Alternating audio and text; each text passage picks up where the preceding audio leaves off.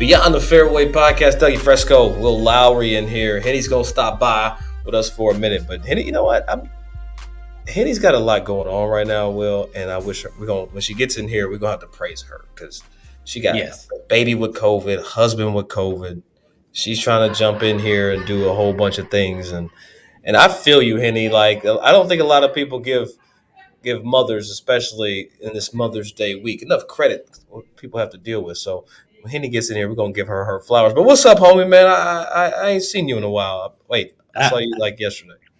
Yeah, it's true. But before that, I haven't seen you in 6 days. So, but we never really had a chance to recap, man. Like when it came to the PGA WORKS Collegiate Championship, obviously you did a great job on the broadcast. So kudos to you. I appreciate it. I had a good team. You Smiley coughing. I think I heard another black voice. Who's that? Yeah, that was Fran Charles, man. Fran Charles. I knew I recognized it. I recognized the diction. I knew. Yeah, Frank got just like almost a little lisp. He got just a little bit of something. He got some of that Stan Verrett. You know what I'm saying? Oh yeah. It's not quite overbite-ish, but it's over. Stay. Shout out to Stan Verrett. But yeah, it was again, we didn't have a chance to harp on it too much, but the Collegiate Championship was such a great event, and you and I host the Beyond the Green portion. I feel like they robbed us of our show. I know that we might need to get paid for that a little bit. No but question. we hosted Beyond the Green, had a exceptional wide array of panelists from. You got to tell people what it is, Will. You can't just say Beyond the Green is a strategic initiative that coincides with PGA Hope, and all under PGA of America umbrella, designed PGA Reach, but okay. PGA Reach, PGA Hope, sorry. That is under the PGA umbrella that tries to diversify the workforce in the golf industry, and they do that by 3 ways, which is internship, fellowship, as well as the Beyond the Green, which you and I did.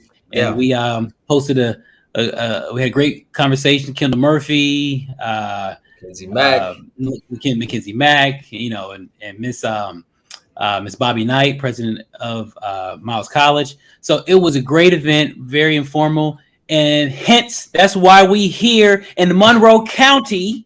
We're here in Rochester, New York.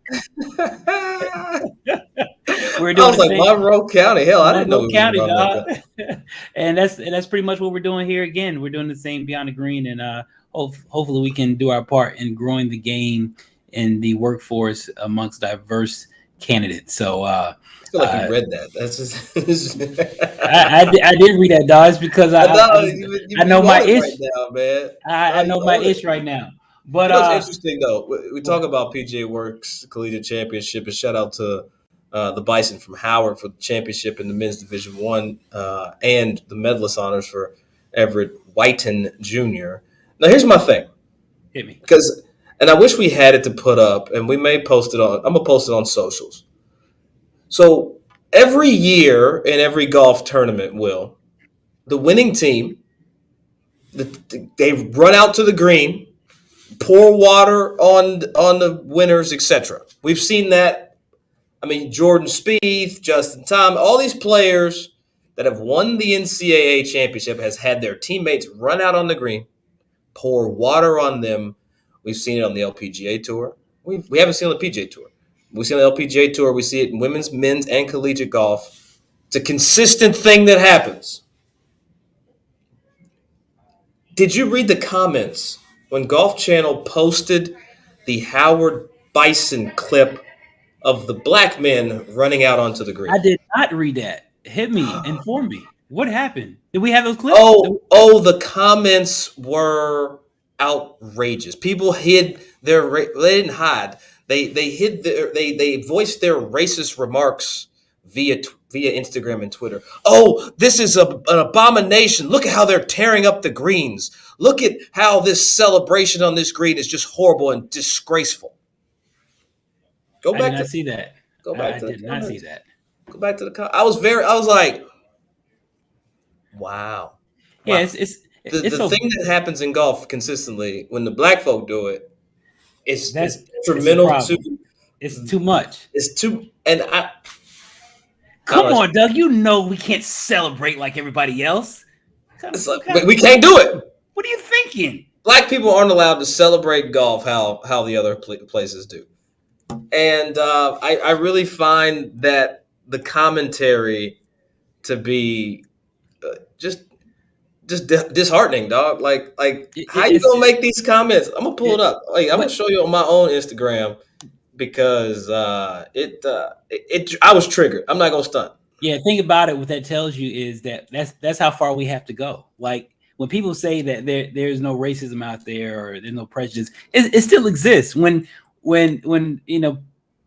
black folks can't celebrate on the green after victory versus white folks celebrating on the green after victory, that's tough. Yeah, man. So I that's disheartening, man. I didn't read those comments. I didn't see. I got to go look that up and go get my burner account and just start blasting folks. So Yeah, here's one of mine. Why are they so? What are they so proud of? Winning by that much means it wasn't a competition. wow. Okay. Wow. Okay. They should not be celebrating like this. The course should be ashamed of itself. Oh my gosh. But hey, shout out to Steph Curry though. There's a lot of Steph Curry love What- and what he done. You know what? And that makes me. I'm gonna transition hard for a second because Steph Curry, what 3 years ago, decided I'm gonna do something at Howard. Yeah. It's been 3 years. Why have we not seen nobody else do something else? Bro. Like When he showed that it works. He's man, shown that like investment matters. I feel that this model can be replicated. Oh, hold on, And, Will. This crap was on TV. is that one of the comments? This crap was on TV. This crap was on TV. Man, who's the guy that said that? I say let's give him a shout You know out. what? I just scrolled on accident. I'm gonna go back. Matter of fact, anybody listen to this podcast, you can go to Golf Channel, scroll down, and you can read the comments. I don't usually get like lost in the comments, but somebody hit me up and was like, "Yo, these comments on this post are wild." We got another Caucasian gentleman, the official C Dub, saying "strong field?" question mark. Oh God, dang, reeks racism. But going back to the Steph Curry thing, this model can be replicated. It absolutely can, and I am talking to Larry Fitzgerald every 5 minutes, thinking he can do the same. And I'm talking to other athletes, thinking we can kind of help other HBCUs just to have more credibility when it comes to collegiate golf. And talking to these young kids here or the young men and women here at the PGA of America as they start their internship, their fellowship, and seeing how they come from these schools that do not have a lot of funding when it comes to their golf program. It's really disheartening, like to see some of them start out maybe at a predominantly white institution, then maybe transfer to a HBCU, and see like how they speak on the difference, but they were still proud that they're part of HBCU golf, which is so beautiful, right? Yeah, very beautiful. I want the same thing what Steph did. We have to do it again. And I'm on a lot of these athletes, our friends' ass. Stay on their ass, Will. That's what I'm about to say. Get on their ass. To get this done, man. It makes no damn sense, bro. It makes no damn sense. Yeah, Will, you got to stay on these people's ass, man. Like they really do have to step up, especially if you love this game. Like I feel like at a certain level, I'm not saying that if you have money, you're supposed to give it to a school for golf. I'm not saying that. What I am saying is that there has to be more people that have a passion for this HBCU golf that can help. Okay, I see you. Okay, let me ask you this question, and I don't know. Let me ask you this question: if you have a hint of money in your, I guess, quote unquote, well off, and you love golf, is it somewhat of is there a percentage of obligation Obligation. I And don't. that's strong. And that's strong. And That's a strong word. I don't That's think strong. anyone is obligated. Nobody's obligated, I but don't think anybody is obligated. nobody's obligated. And again, I use that word loosely, but if you're known for if you're known for preaching quality, especially amongst the golf game, is there a hint of smidgen of obligation? I'll say it could be someone's duty. Duty. Okay, that might be the right I'll word. take duty there, Duty. but I'm not going to take obligation. Okay, obligation. Okay. Look, if I had some cheese, you know what I'm saying? Would I go back to my alma mater and build it up? Yeah. Hell But yeah. I think when we're talking about investments, there's certain levels of it, right?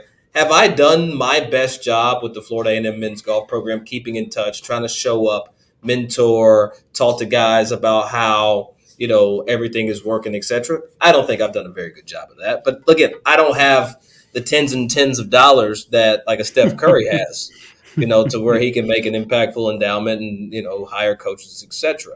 But I think when we're talking about investment, especially in my case, am I doing all I need to do? Absolutely not. Can I do more? Yes. Should I be doing more? Yeah.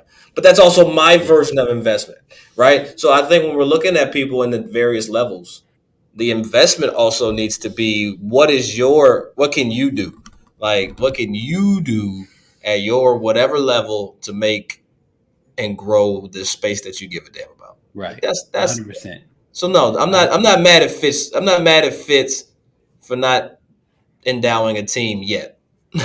I'm not mad. We got about an hour and a half. I'm not mad at him. I'm not mad at him. I'm not saying mad. But I'm getting there. I'm getting there with Fitz, Chris Paul with Salem State. We can do something. I'm not mad, but I'm getting there. I'm getting there because the model is proven. I'm not saying they all have the money like Steph does, but damn it, they have relationships and they have a little bit of the bread. So I will contribute. My $348 to whatever it is to get this thing going. I'm in. All right, so Doug, I know we are here, and again, I know we mentioned I mentioned earlier we're here in Monroe County at the site of the 105th PGA Championship. Now you're reading. I can see it. I'm not reading. I'm just trying to get my stuff together because I'm just trying to get my cadence. I'm trying to sound like you're trying to get your Vern Lindquist. So we are here at the 105th playing of the PGA Championship. Who do you have this week? I know I'm jumping right in, but who do you? Well, I don't want to. I didn't do the right build up, but who do you have? No, it's okay. But it's okay because I watch how I do this. I've been talking about a particular individual for the last few months, saying that he's been trending in the right direction, and he just so happened to win the Byron Nelson. Jason Day, you have, I believe, will be a pick of mine because the resilience that Jason has shown over the last 5 years to go to rock bottom. He's talked about quitting the game. He is a PGA champion.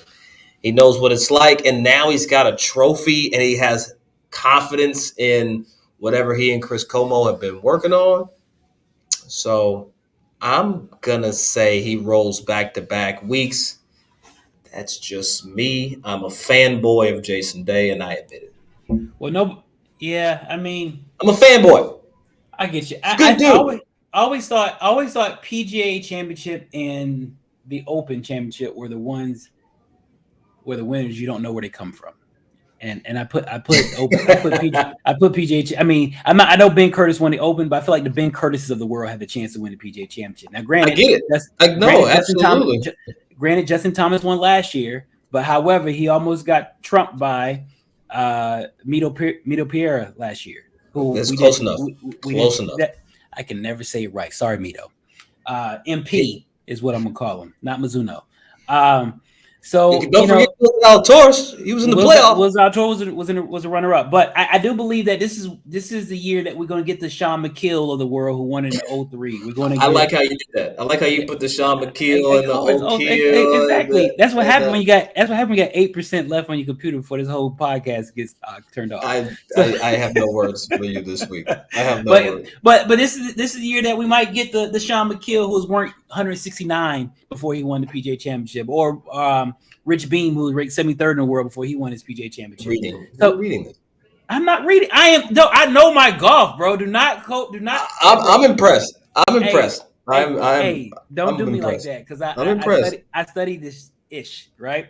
So I'm impressed. Now I am about to read. This could be the year we get Wayne Grady, who won in 1990. I don't know who the hell Wayne Grady is, but I'm glad he won 1990. Did I go pick a Jason Duffner since we're back at Oak Hill? We got Sean. Look, Oak Hill has produced Jason Duffner and Sean McKeel in our lifetime. There was something else that happened. That's why someone was here in '95. That's why my winner is going to be a Wyndham Clark. I know he won in my hometown, Charlotte, North Carolina, the Wells Fargo, and I believe he is equivalent to the Hubert Greens of the world. Oh my God! You were just laying it on thick. Wow. He's the Billy Crasher. I believe he's the Hubert Green of the world in 2023. So but you make a good point though, Will, because the PGA Championship, along with the PGA Pros, etc., it's been a championship where we do get some I don't want to say nobodies. That's a very bad name. It's where people have broke out. Yes, absolutely. People have broke out. I think back to, like I said, we talked about Keegan, Jason, Rich Beam. Who's the dude that beat Tiger? Mark Brooks. No. Korean player. Wai Yang. His breakout PGA Championship, right? And so this is one of those. The way the championship is set up, like it's set up for people to break through and get their first major championship. And I haven't seen the list, but I'm hoping Jordan's going to play. Look, he pulled out last week, Jordan Spieth. This is the one he needs to complete the career Grand Slam. So like Rory at the Masters, Jordan got this week circled on his wall. Right, exactly. And going back to the breakout year, when Justin Thomas won it back at Quail Hollow in 17, I believe, was his breakthrough year when it comes to a major championship. A major championship. So exactly. I think this is going to be an exciting week. I don't really think we're going to have a person who is widely known to win this week. Okay, fair. I like that. I don't think it's going to happen. I know, and Jason Day, I love Jay Day. I know he's coming back, but I think he falls in that category. He is still widely known. I don't think he's going to pull through this week. You don't think he's going to do it? It's going to be a Wyndham Clark, or it's going to be. I gotta see the field list before I make this statement. But anyway, here's the thing. I got something I want to talk about, because I know you got 7% battery, so we're gonna take this 6% battery. We're gonna take it black. So when the wheel falls out, everybody, his battery died, and we'll bring it home. Were we as golf fans spoiled like through the 2000s with this man right here, Eldrick Tiger Woods? Because I've been struggling lately with, and look, the Harris or the Austin Eckroats and the Harrison Endicott's and the guys that have been popping up week in and week out. I get to Sunday and I'm like, I want to see Jon Rahm up here. I want to see like the big name horses. And I feel like we got some of that with Jason Day coming down the stretch of Byron Nelson. It was Jason Day, Marty Doe, Austin Eckroat, and Ryan Palmer was somewhere in the mix. And I was just kind of like one of those weeks where I was like, where's Jon Rahm? But thank God for Jason Day. Okay, so here's the thing. Were we spoiled by Tiger's play as it relates to having like a major superstar in golf? Because I think we so quick try to catapult whoever is winning at that time into that stratosphere. Like right now it's Jon Rahm. Right now, Jon Rahm. Jon Rahm is Tiger Woods of this generation. It is, but Jon Rahm is not going to win every major. We're not going to think Jon Rahm's going to win every major. And this is what I think. I think you're going to have the bigger names win the majors that consistently go back to the same spot. Obviously, the Masters. You're going to have big names because big names know how to play that course. But when these majors are at different venues, this is a chance for that one individual who has, no pun intended, the heart of the Tiger to rise to the top. So I don't think it's going to be a big name this year. I don't think it's going to be a big name at the Open this year. I'm just saying, but Tiger spoiled us. This is the gist. But he spoiled us, and that tells you how it shows a true testament how great he was. I think I've been spoiled. Look, Tiger won 22% of the time. That's almost 25%, which is a quarter of the events he played, and he won. Oh, you read now too? Oh, that's freestyle. I got the field list in my phone. A hotel slip of paper on the side of the computer. I don't have nothing here because I'll show you everything. I'll look at the camera. I was looking at the camera. You still greeting, sucker. I can't blink around you. I know. Okay, but I am going to read a little bit because I think a guy like a Patrick Cantlay could pull it off this week. But how? Okay, so we saw at the Masters this year, we saw the contingent of LIV players come into the championship, play well. We had Reed, we had Phil, we had Brooks coming down the stretch at Augusta. Well, LIV pulling up to Rochester like, we're back. They're back. Okay, and I know people hate LIV, but what Phil and those guys did at the Masters shows that they can still contend as much as we, the golf media, want to write them off. Now, here's the question. Can a LIV player actually make a run this week? Hey, the thing that Phil Mickelson did at the Masters, hell yeah. And what Brooks did at the Masters, yes. I do believe. If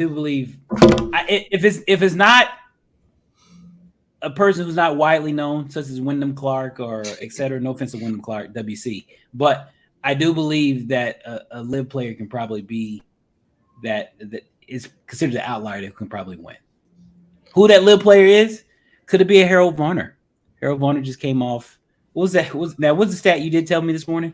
I forget the number. I think it's 16. 16 of Harold's. His last consecutive 16 rounds have counted towards his team score more than any other player in LIV history. Shit, more than any other player in the field this week. Well, you all what? Hey, but speaking of HV Triple, he will be here. He is in the field. Shout out to Wyatt Worthington for qualifying. He's in the field this week. Amongst other PGA professionals, but obviously we have a heartstring with Wyatt Worthington. Wyatt's third time. Wyatt third time, absolutely. Can you name where he's played? Go. He played at Southern Hills and he played at Baltusrol. Wow. And now Oak Hill. Will, I'm impressed. Like, don't try me, bro. I know my golf. I don't know why Golf Channel don't hire me as much. I mean, PGA Tour Live showed me some love. They showed me some love. You seemed hurt last week. Let's just talk. I was hurt. I was hurt, bro. I got 4 minutes. Let me rant a little bit. Go ahead. Hold on. Let me set it up. Can we set it up, though? Yeah. All right. Last week, PGA WORKS Collegiate Championship, I was on the broadcast. Fran Charles, Steve Burkowski, Julia Johnson, and Smiley Kaufman. But Will was missing. NBC, don't do that. Like, can my man eat right here? Just go ahead. PGA Tour Live showed me love, man. PGA Tour Live showed me love. Hey, we'll get you back in the booth this week. I love it. But for some reason, NBC, I don't know, Ben Don, Haggerty, I love them all. I love them. I just love to get some love from you guys too. I want to be on a broadcast some way, somehow. I just don't know why I can't get chosen. I mean, at least for the easy. Well, aren't you too busy? I've seen you on commercials, hosting events. You was riding in the car with Roger Steele getting kidnapped. I almost called the cops. Roger's in town. I appreciate it. Yeah. Not because on him, just to look out for you. Yeah. Back out of that one. I don't that was nice. want to. Don't. Yeah, that's what I'm saying. Anyway, right. Two brothers in a Lexus. Two brothers in a Lexus going to a country club does warrant cop calling. Yes. I get it. You threw me all off of that. You threw me. But can we get with? Can we get Ben Haggerty? Can we please? Can Will join Doug in the broadcast? I really think we could. I think we'll be dope. I really do. We should try it. I mean, just try it on. See how it works. Just like but you got to wear your hat. You can't be out there with hat. No, man. I don't. I can't have the hairline. It's not even a hair. It's not even a hairline, Doug. It's just a hair disappearance. It's not even a hairline. It's just Okay, look, real quick though, before we get out of here, we got 3% left. Colby's like, we got to get up out of here. I need to understand something because we're roommates yesterday because my room wasn't ready. The debacle here at Hilton. Just saying, I'm gonna call him out for not having my situation situated. Underrated golf tour. Just need a little update from you. Because look, I woke up at like 5:30. You was already on the computer, just talking and planning and getting the tour ready. When do we start?